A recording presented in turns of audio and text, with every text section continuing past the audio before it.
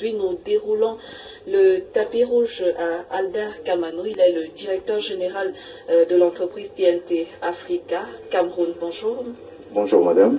Voilà, avec vous, on va parler de piratage de contenu audiovisuel via Internet. C'est à la faveur d'un séminaire de 2 jours organisé par le Conseil national de la communication. Dès l'entame comme ça, j'aimerais savoir avec vous, c'est quoi le piratage de contenu audiovisuel? Merci pour la question.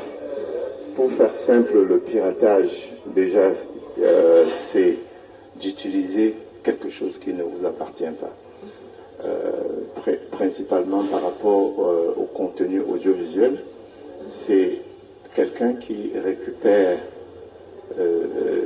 ce que vous avez produit, parce qu'il s'agit des producteurs, et qui revend ou qui même visualise sans demander votre autorisation. Je prends juste l'exemple de ce programme qui est en train de se passer. Oui, je suppose qu'il vous appartient.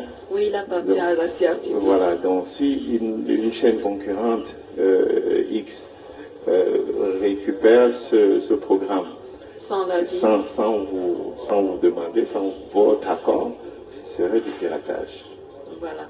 Maintenant qu'on sait exactement ce que c'est que le piratage de produits audiovisuels, comment est-ce que ça se manifeste concrètement quand on dit que, par exemple, on va prendre l'exemple d'une chaîne qui a piraté un produit, ou bien, disons, un personnel, ou bien une personne lambda qui a piraté un produit audiovisuel, je sais pas, d'une grande entreprise de production. Comment est-ce que ça se manifeste concrètement sur le terrain? Déjà, je vais recentrer un peu. Vous avez bien dit que c'est en faveur du séminaire organisé par le Conseil national de la communication, précisément sur le piratage audiovisuel par Internet. Oui.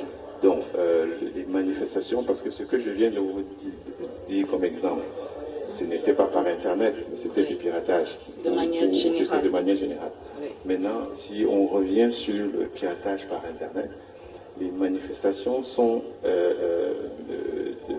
ils exploitent, en fait, les pirates exploitent le média qu'on appelle Internet, qui est mondial, pour vendre des contenus qu'ils hébergent partout dans le monde. C'est-à-dire quoi?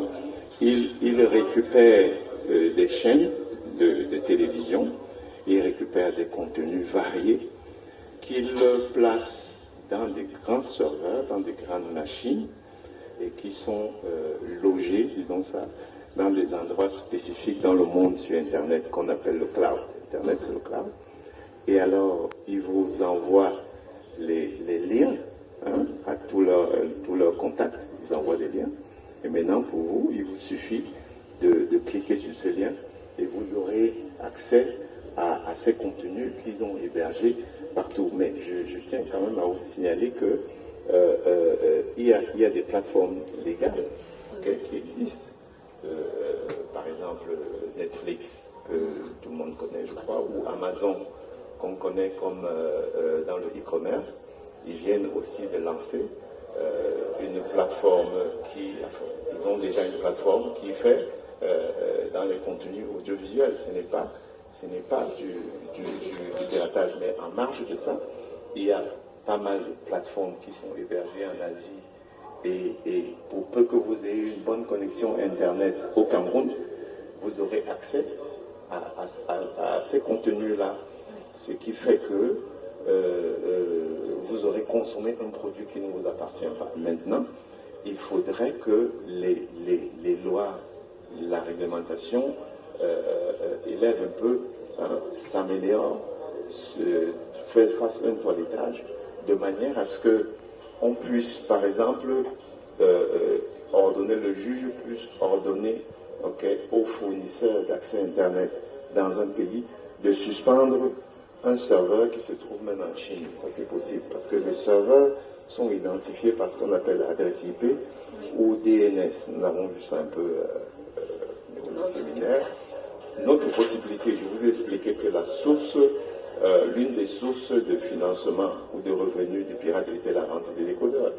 Donc, un État peut décider d'augmenter les droits de douane.